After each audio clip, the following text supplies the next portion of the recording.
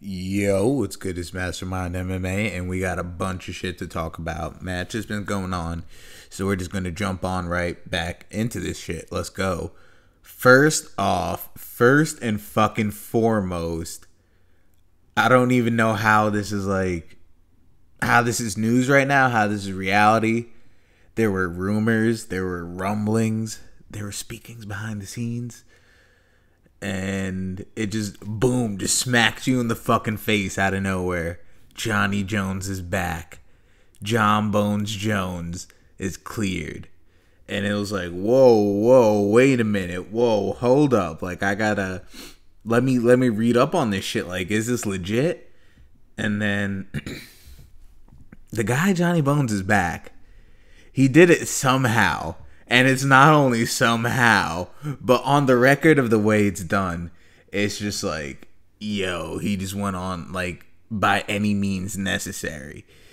A lot of details went out about it. We're going to get into that. We're going to talk about Conor McGregor coming back, the Conor McGregor press conference, and, yeah, man, all this shit that's coming up right now, we're going to be talking about it, starting from the top, from Johnny Bones.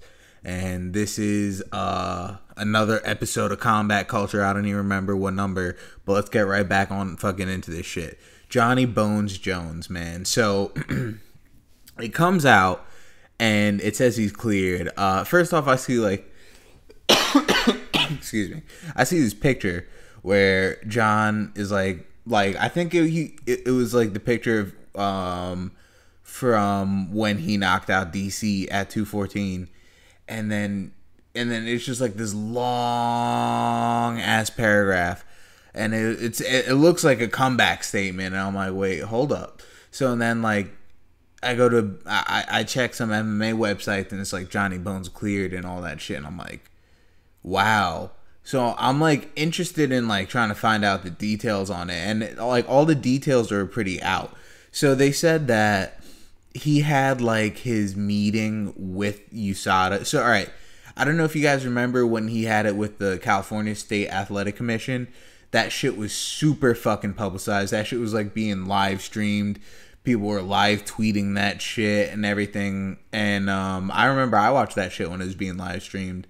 And that's when they revoked his license. Ultimately, they had like everyone talk, and then they were just like, you know what, we're gonna revoke your license until, like, we're pretty much revoking your license for now, and we're just gonna let the punishment be whatever USADA deems.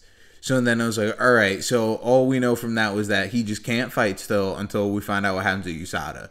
So we're all pretty much just waiting for the time to come and the USADA hearing to come. And then apparently he just had it like on the super fucking low. He just had the USADA meeting on the super low, had like the arbitration, where apparently the arbitration process, it's like fucking this like independent party, but they're still like part of the system. So it's like a independent arbitrator that's working, like that's gonna work with USADA to deem out the punishment. Fucking that's who John and his team met with. So apparently, like, in the stipulations of this whole shit, it's like, all right, so they tested all the shit and nothing came back tainted. They tested everything and every single thing they could have thought of, nothing came back tainted. And apparently John told them, yeah, hey, and by the way, I was doing blow. And when I say blow, I mean yay. And when I say yay, I mean yay yo. And when I say yay yo, I mean fucking cocaina. And when I say cocaina, I mean motherfucking cocaine. He was like, listen, I was doing rails before and after 214. And then that's just like, oh shit. So like John just getting down like that, you know what I mean? And he's on probation. So it's like, dude, like, that shit is, like, kind of crazy. You're just, like, basically saying, like, yo, yeah, I just violated probation. Even when he's, like, talking about, like, even in, like, the California, like, hearing, he's like, yeah, I drank and stuff like that. Dude, you're on probation. Like, I'm pretty sure you can't be doing all that shit, my guy. So it's just, like, for him to just be like, yeah, I just like did that. This was like crazy. That I mean, I get he's at like a high level and he's like high profile, but I don't know, man. It's just risky to do that, and I guess like that's part of it. And then they said with the way everything looked, that there's no viable real reason we think he would cheat if he like failed the test he was expecting but passed the surprise pop-up test. And like the whole time, I mean, we've been talking about this whole shit in length, so we know his situation. But still, they kind of agreed with that, and then they were just like, but we tested nothing, and I don't know. And then this whole other thing, this like kind of like quiet underlying thing is that he's cooperating with them by snitching. He's pretty much like, it's like the way it works, and it like knocked off like apparently like allegedly knocked, like I don't know like for a fact, but I heard that it knocked off like 30 months off his sentence because he pretty much worked to cooperate and snitch and take someone else down. Now it apparently has to be someone that it's like directly related to being in the USADA pool, like someone being a fighter in USADA pool, or someone selling them something or someone like that. So, I mean, like, I don't know. They said he like, snitched on someone, which is, like, kind of, like, super fucking sketchy and fucked up. But apparently they said he snitched on someone. Watch it be like he snitched on Cowboy or some shit like that. He snitched on someone, and then they knocked the sentence down. And they said that it's retroactive from the failed test. So he gets 15 months, and he's cleared to fight October fucking 15th or some shit like that. He's basically cleared to headline the MSG card, but they're saying that's not what it's going to be.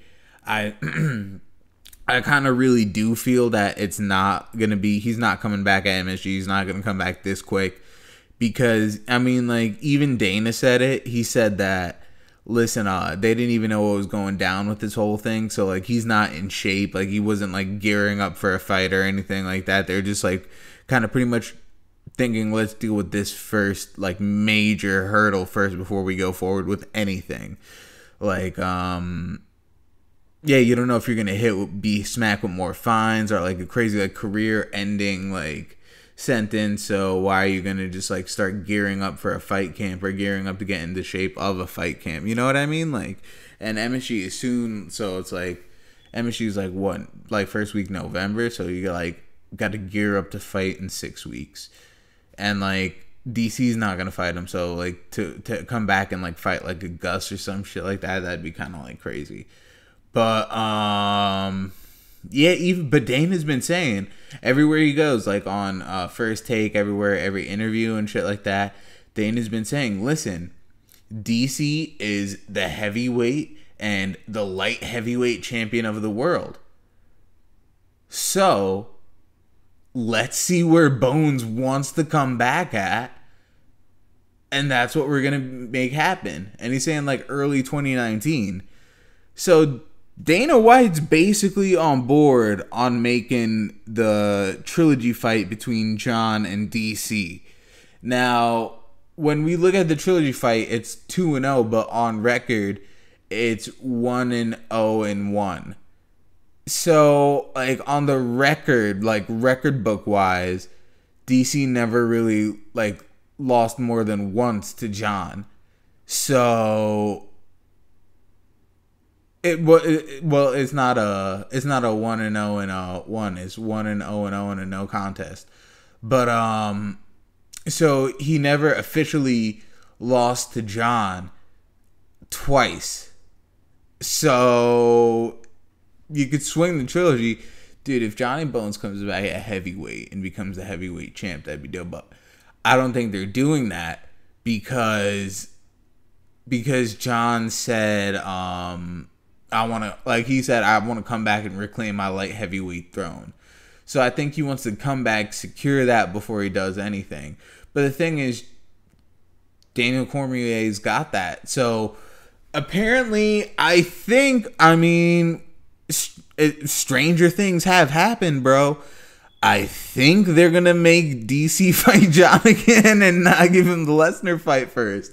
Because, all right, so when it broke on UFC on Fox,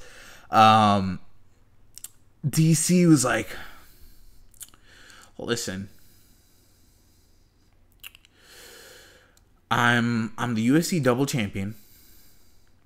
I'm an analyst here, and I'm only answering these questions because I have to. We're just sitting here and we're dealing with this thing again. And it's like, you know what? USADA don't even come to my door. USADA can't, this means USADA can't be knocking at my door at 6 a.m. I've taken over 70 tests. I haven't failed. It's not that hard. USADA, don't bother. I'm not going to fail.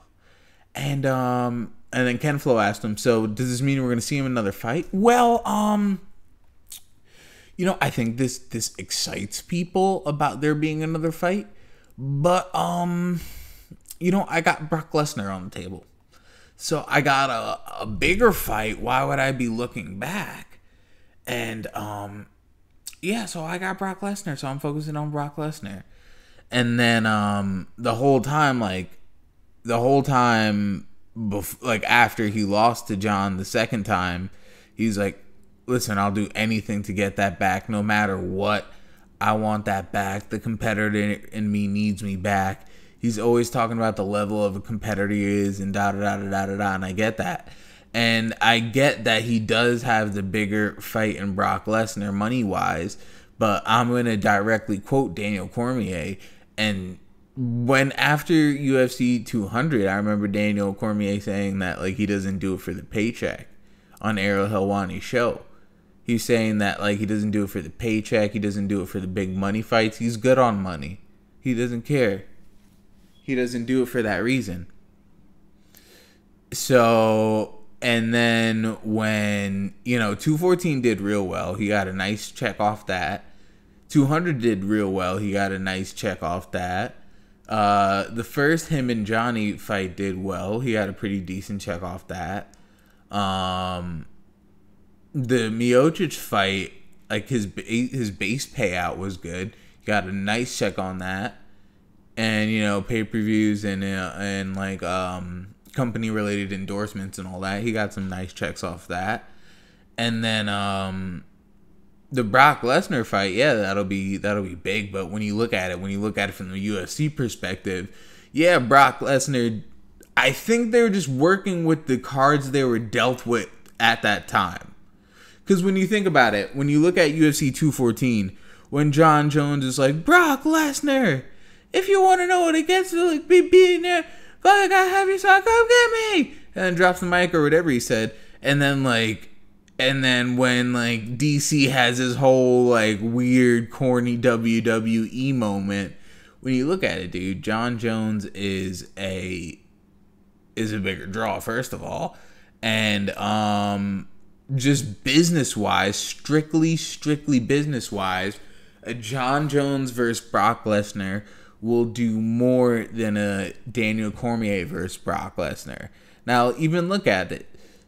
A Daniel Cormier versus Brock Lesnar for the heavyweight title, or a non-title Jones versus Lesnar bout, the Jones versus Lesnar bout, regardless, is going to do more in any situation. So when you look at it that way, imagine how much more a Jones versus Lesnar heavyweight championship title bout would do pay-per-view wise. Now keep in mind, it's just kind of the new culture. This is combat culture. When you look at the UFC and when you look at what the combat culture is, because keep in mind, UFC's at the forefront. They're pretty much dictating and creating it.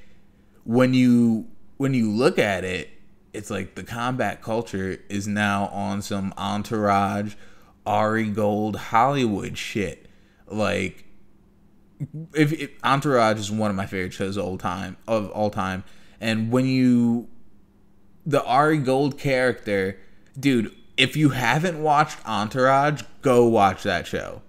I literally just put one of my homies on that show recently, because he came over to the crib and I was watching it. I'm like, yo, have you ever watched the show before? And I put it on for him, and I put it on at the exact place, the first episode I saw when I was introduced to it. And I'll tell you guys, that was season 3, episode 1. So you could watch it from start to finish. But if you want to see if this is a show that you would fuck with, and trust me, you guys would so heavily fuck with this show, watch season 3, episode 1. Yeah, and they even have like some UFC shit like sprinkled in there. Like, well, just watch the shit. Anyway, I'm getting way off of this. Yeah, so where I was going with that, the character in that show is based off of the real guy Ari Emanuel, who is the real life version of that guy. He is the most powerful agent in Hollywood. He owns the agency WME IMG, which is one of the most powerful, if not the most powerful, agencies in Hollywood. It competes with CAA, but WME has like a big edge. So it's all about the numbers. It's all about the metric. It's all about the entertainment value. It's all about the star power. So just being real, dude. DC does not have that big of a draw, and he's a good fighter, good guy, all that. But let's keep it real. Jones is more where the money's at. So, and the fact that he's trying to like duck that and say that, oh, it was never for the money and yada yada yada, but now that like when the opportunity presents itself to for the competitor in him that he prides himself on to get that back, he's like just going for the money. And it's like, yeah, I won't fault you for it, but it's in direct conflict of what you said and prided yourself and characterized yourself as. So you're the one that's been talking like, oh, Jon Jones is this fake person and da da da da da and does all this shit. And granted, Jon is on degrees worse level shit, but at the core of it, it's you're bringing up hypocrisy and things that negate each other and highlight hypocrisy. But then like a lot of shit you do does that on different degrees. So, you know, the fact that you're not kind of like itching that the fact that before your hard retirement date that you could get back this Johnny Bones fight, and you're just like, oh no, it's like that tells me everything I need to know about you. Because when Jon Jones popped and we're looking at him being out for 4 years, you put your hard date on your retirement. Maybe the UFC was already talking about you about that Miocic fight. Maybe they whispered like, hey, yo, you get the belt back. You fight Volkan, you beat Volkan, we'll give you Stipe. So you never know that. And then, you know, later they said, oh, the winner gets Lesnar and shit. So, but even then, so he's like, oh, John's not going to be back. I get to cash the fuck out. And I get to never face this guy again. You know what? I'm just going to like, pretty much like online troll. Like, I'm going to say all the shit I can and I want about you, even though I lost twice and got knocked out. But I could say it on this high ground and really not have anything and still do my own thing and rewrite my own narrative and succeed in other ways. And just kind of control the narrative when it comes to that part of my history. And just never have to deal with you face to face again. And then it's like, boom. He's back. Johnny Bones Jones. Snitching on bitches and doing a whole bunch of other shit. Doing rails. Getting ready to whoop your ass for all the shit you've been saying.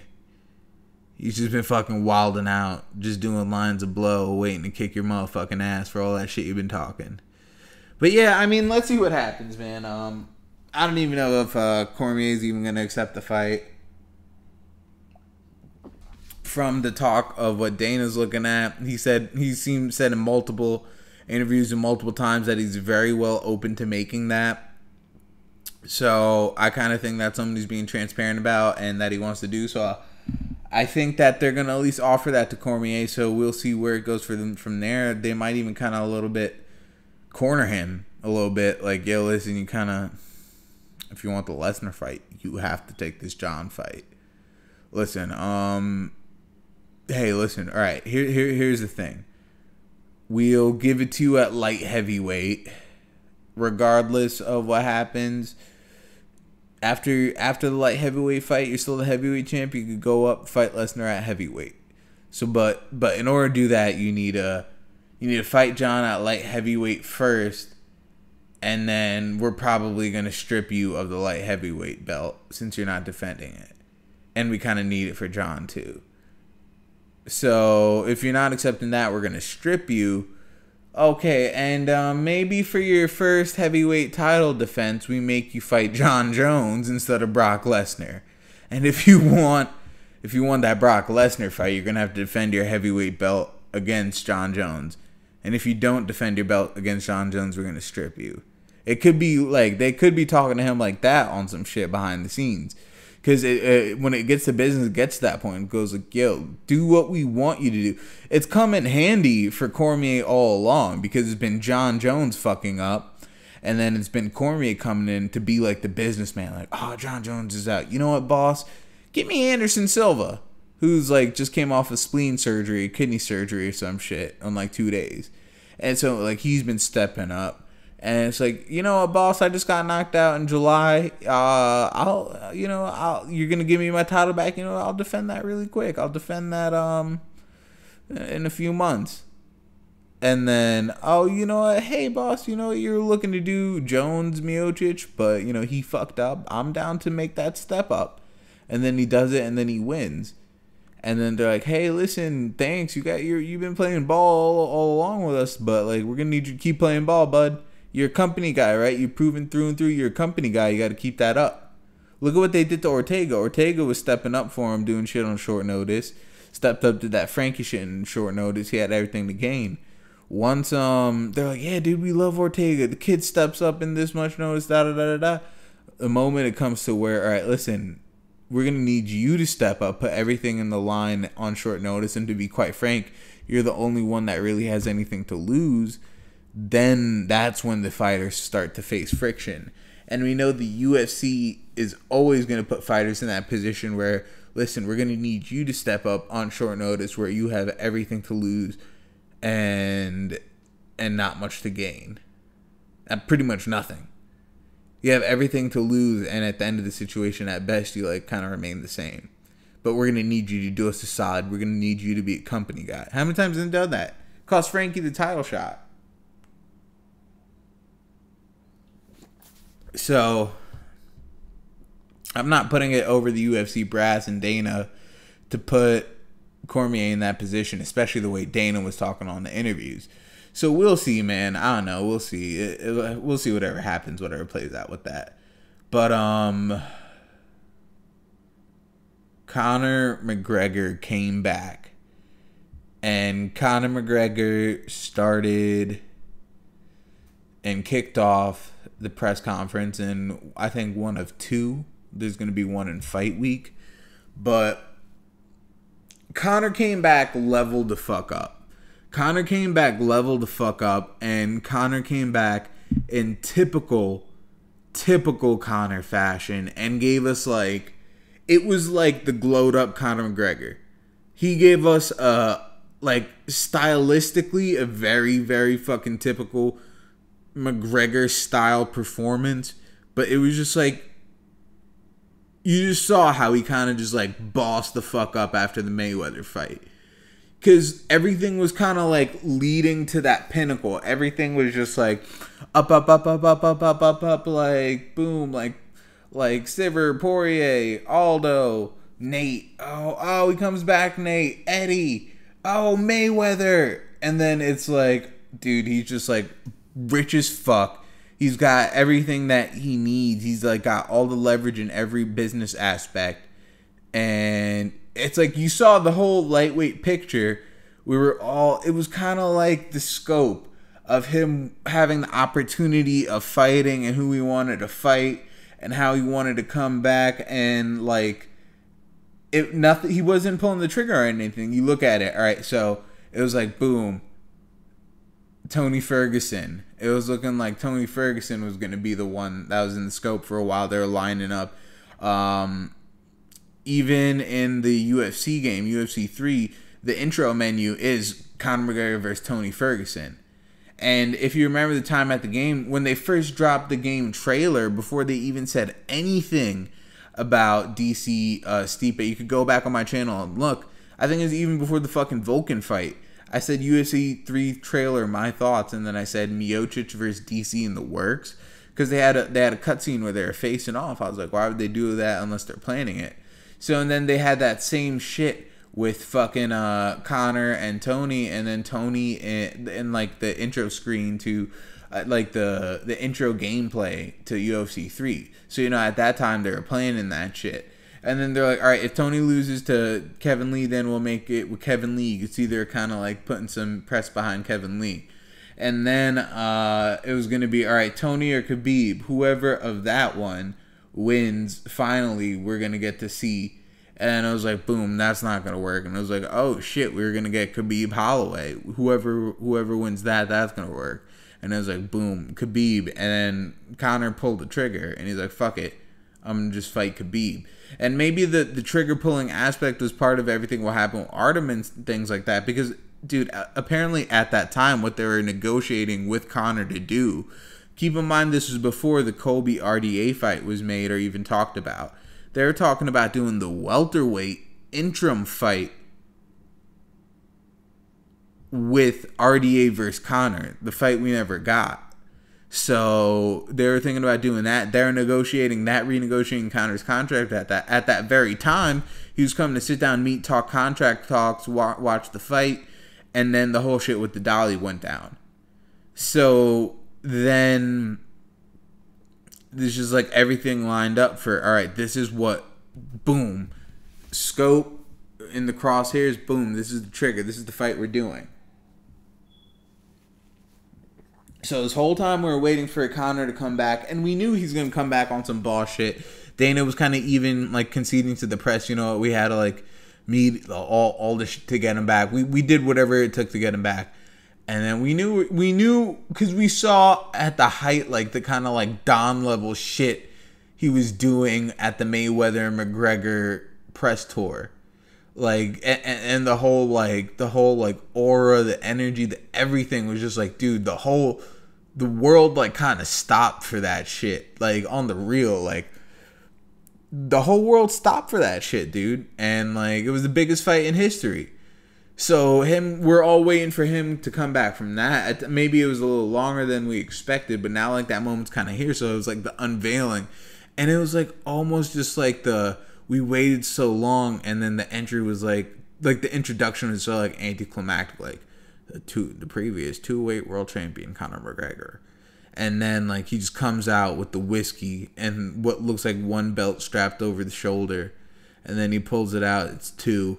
And then he just gave like some classic shit, dude. Like it was like that classic run of McGregor. Because when you honestly, dude, like McGregor hasn't failed when it comes to a press conference, like on the real. Like when you look at his run of press conferences, it's just like, dude, it's just kind of like on a whole nother shit. And you guys know, you guys factually know, I'm not a Conor McGregor fanboy or any shit like that.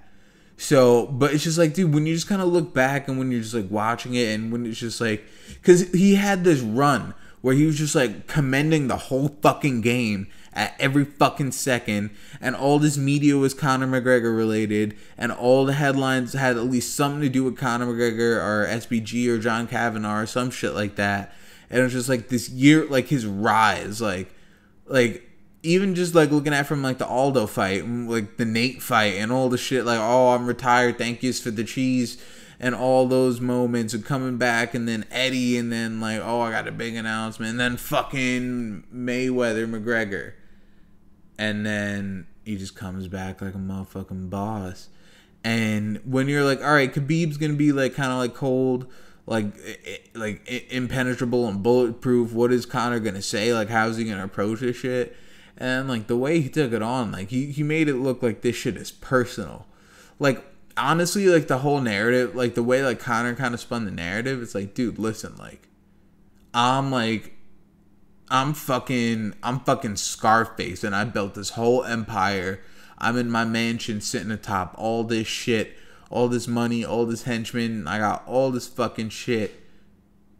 but I'm hopping in my car coming to meet you. And like me, Tony Montana, rolled up myself to kill you. Like, I'm getting my hands dirty for you because that's how much I fucking dislike you.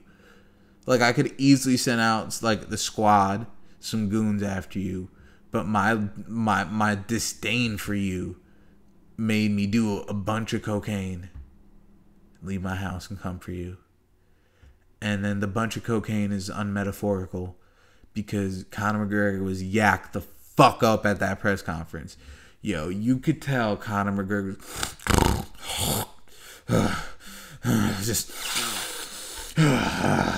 just like before before like in the green room, just busting down proper 12 whiskey and doing lines with hundreds rolled up, just rolling up like $300 bills and making one fat roll and just and he just does all this crazy shit and is like, Khabib, you fucking rat, and just goes out and just was like yacked the fuck up, bro. You could tell he was coked up to the level where he was just like taking lines and making weird noises, like snorting and rumbling and doing all this weird shit just high off his fucking face. And he just comes out there drunk as fuck and then still puts on like a classic performance. Just obviously just like fucked up on drugs and drunk, and puts on like a classic McGregor performance. Just leveled the fuck up. Leveled the fuck up, dude. Cause back in the day he's doing like key bumps and shit like that, like doing his whole thing. But now like he went full just like bags of blow in the kitchen cabinet, just snorting it clean off marble in mansions, like on yachts, going to choppers, doing just all this shit, just like yacked up all day, just like rich shit, just high as fuck all day, every day. And like you could tell, cause like the level he was yacked up on was like, dude, he's visibly high as fuck on cocaine. And like you could tell he's just busting down every fucking day, just being rich as fuck. And like before it was like, I'm gonna bump here and there when I need to, have a good time. Now it's just like he's getting aggressive and excessive. But that doesn't negate the fact of what a classic performance he gave and what a McGregor-esque performance he gave. Like there's gonna be like an era, like when you look at it, it could be like fucking theater. And when you have like Shakespearean, you could have like a MMA fight conference, like McGregorian or whatever the fuck it is. And he just knew how to touch Khabib. Pause. He was like, you know what? I'm gonna talk about. He had Khabib being scared when he was talking like all about all that political shit. Like, you mean you don't respect this guy and this guy and this guy? And then he was like, no, that's not what I mean. No. And he's like talking shit about him, and then having him being the one to like backtrack and being like, no, let me explain. It's like, damn, dude, like he had him, and it wasn't like too much where it's like, oh, he just like wilding out work because he knows no one could do anything. It was just like, it was good. I thoroughly enjoyed that shit, dude. And when he had the proper 12, and when he got the cups and he was laying out the cups, I saw him 1, 2. I'm like, dude, tell me he pulls out a third cup. And then he pulls out a third cup, and then I was like, oh yes. I'm like, dude, tell me that cup is for Khabib. And then he starts pointing out 1, 2, 3, and then he gives it to Dana, and Dana's looking like a little cock gobbler like he is, and he's like all ready to take his shot with McGregor. And then fucking he tries to go hand it to Khabib. I was like, wow, that's baller. Cause dude, she's like, listen, I'm gonna toast to you, like fucking, like, here's a toast to me fucking killing you. Now drink my whiskey kind of deal. That'd have been boss as shit. That was boss as shit. What McGregor tried to do. Let me tell you how Khabib should have handled that shit. Let me tell you how Khabib could have handled that shit. He can't drink for whatever his religious reasons is. And instead of being like, no, I don't do that. I don't drink. He should have, you know what he should have done? When they were all, he should have grabbed the cup when they were all fucking like going to toast, and Conor McGregor says whatever he says. Khabib should have just poured out the whiskey on the ground or some shit like that, and be like, "There, I'm putting the whiskey where I'm putting whiskey where you will be 6 October." Some shit like that, like, you know what I mean? Like, you'll be on ground with whiskey 6th October. You should have did some clever shit like that, but like, he was just like, no, I don't do that. You can't do that. And then you could tell it got like under his skin, because when the guy said like the greeting or whatever, he's like, no, you can't say that and that. And then Conor was like, you know what? Fuck that. I'll do the greeting and all that. Said all that, and then like, yeah, I think he pissed Khabib off to like a good level. I think Khabib's gonna kind of try and want to stand and wanna exchange with McGregor on the feet, and I don't know. I think he's gonna kind of want to give him, gonna try to give him some work on the feet. I think. I mean, I've been said I think Conor's gonna win this fight. I don't know. I kind of got that feeling that Conor's gonna get that knockout, but it very well. It's a coin toss. It's up in the air. I did a video on it a little bit ago, but yeah, just to like kind of like quickly reiterate, it's a coin toss. Conor can knock him out on the feet, or if Khabib gets him down, we know what Khabib does. So yeah, if Khabib.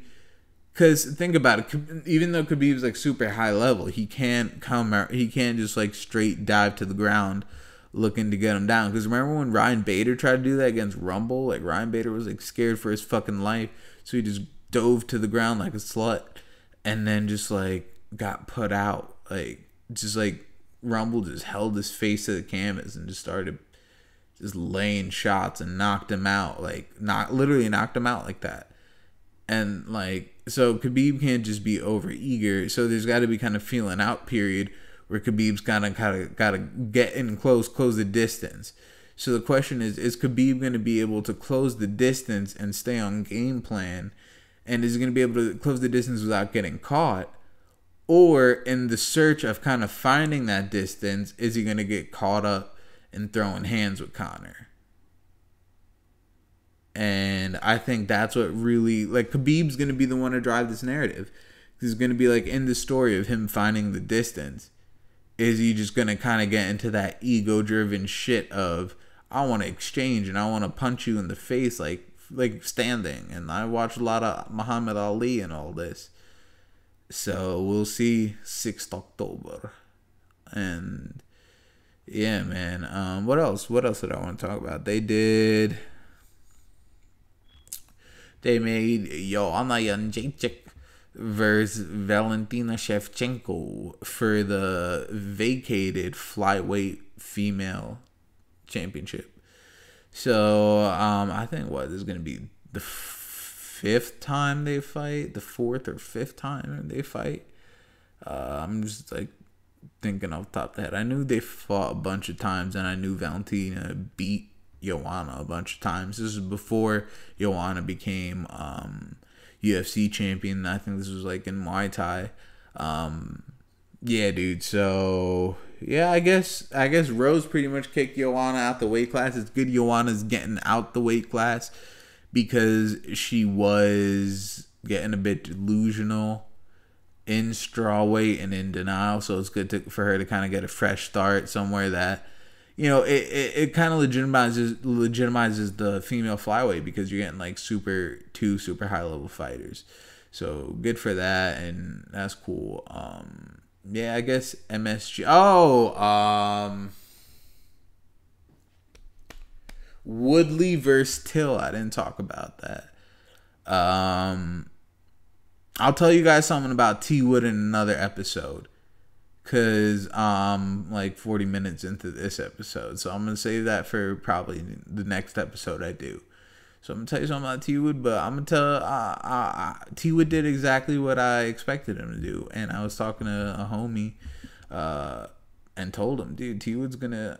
I see T Wood. I thought T Wood was gonna catch Darren Till and knock him out or TKO him, and I said, but T Wood's gonna get the finish, because I was just watching some Darren Till fights, and like the way Darren Till measures distance with like his chin up and his hands low, I'm like, dude, overhand right is definitively gonna get there.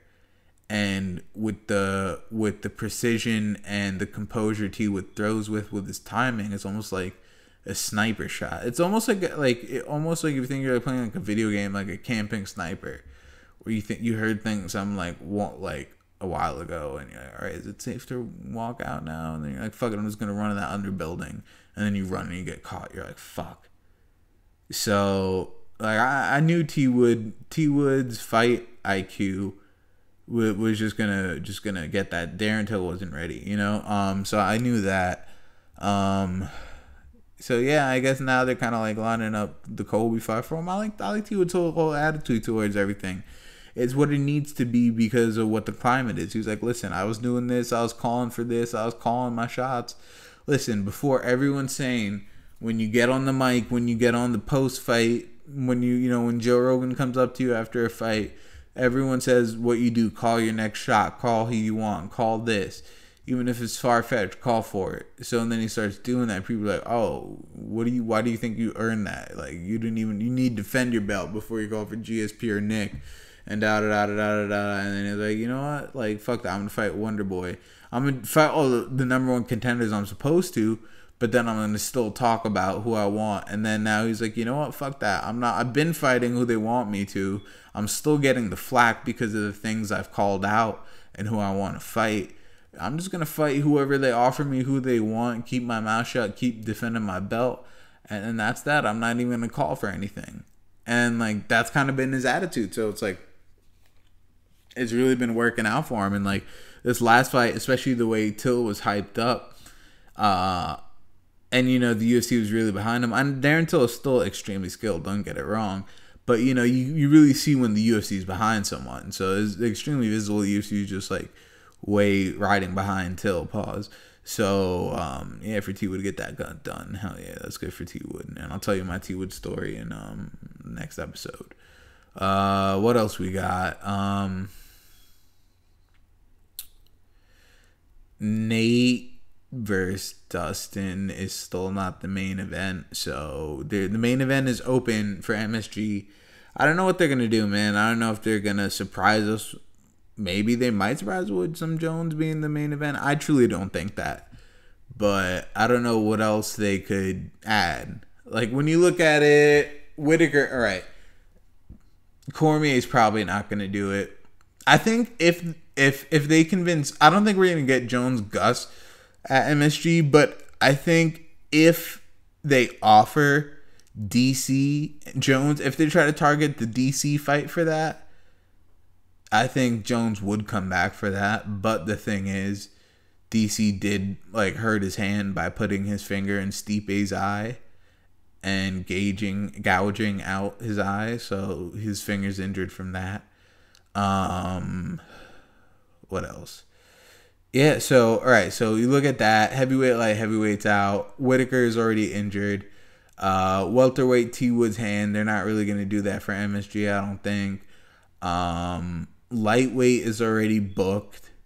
Featherweight is booked for T Dot in like December in Toronto. Bantamweight, I don't think they're going to do TJ versus anyone now at MSG. Maybe TJ Dom versus would be dope. You guys know I'd fuck with that. And flyweight, Cejudo's not going to headline MSG.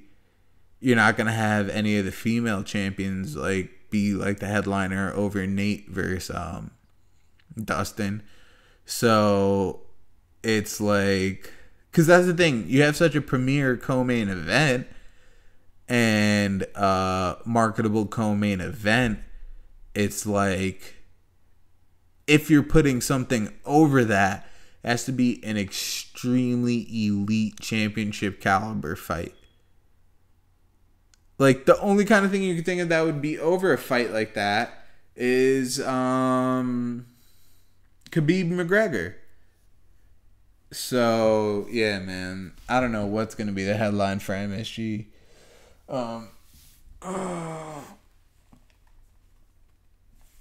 Yeah, man. I don't know, man. What else is... Lots have been going on. I'm trying to think. What else? Oh, yeah. Verdum got popped by USADA. Maybe I talked about it before. It just slipped my mind. But, yeah, he's out for 2 years. So, that fucking sucks. You know, I rocked with Cavallo. I think he popped for Tren. That's like fucking steroids, dude. Like, when people cycle,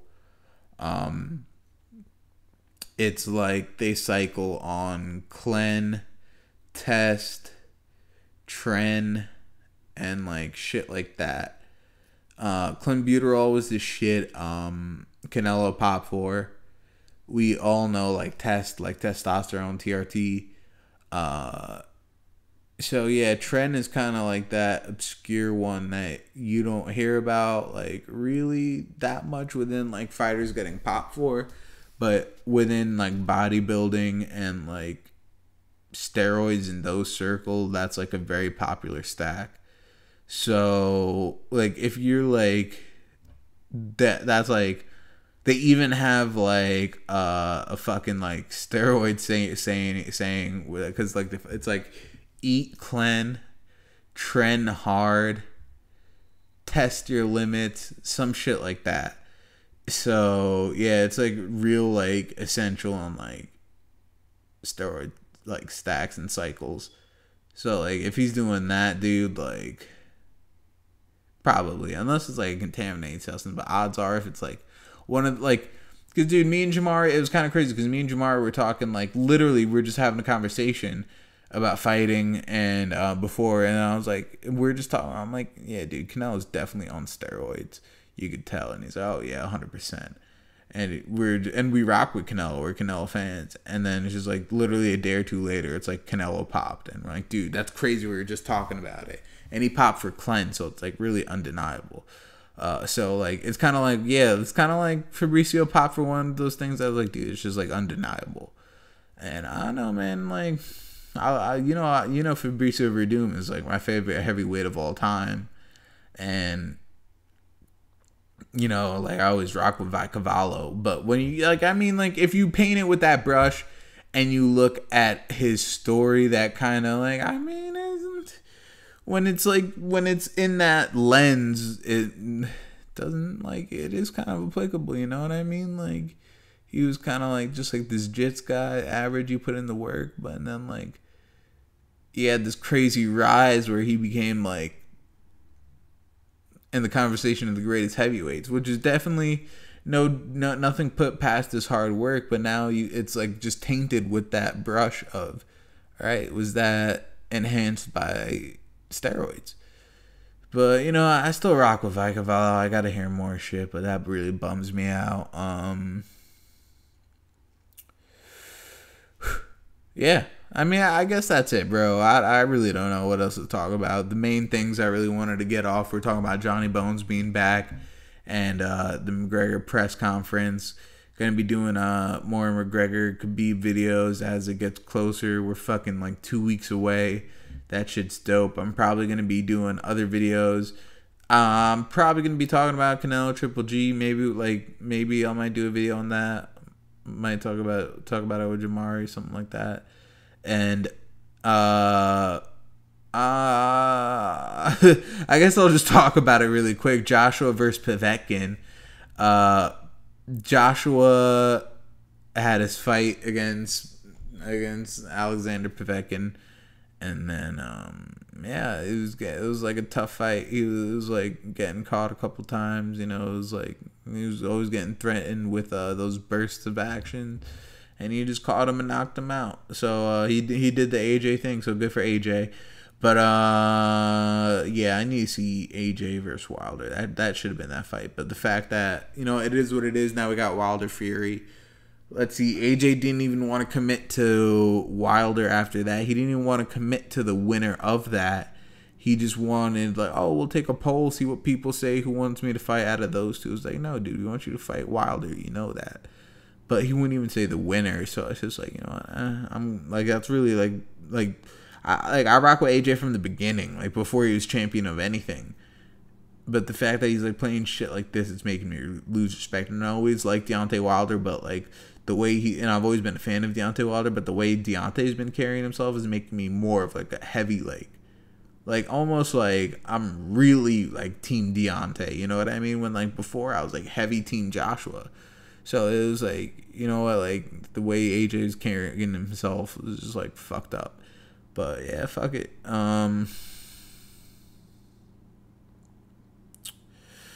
Yeah, I guess that's about it.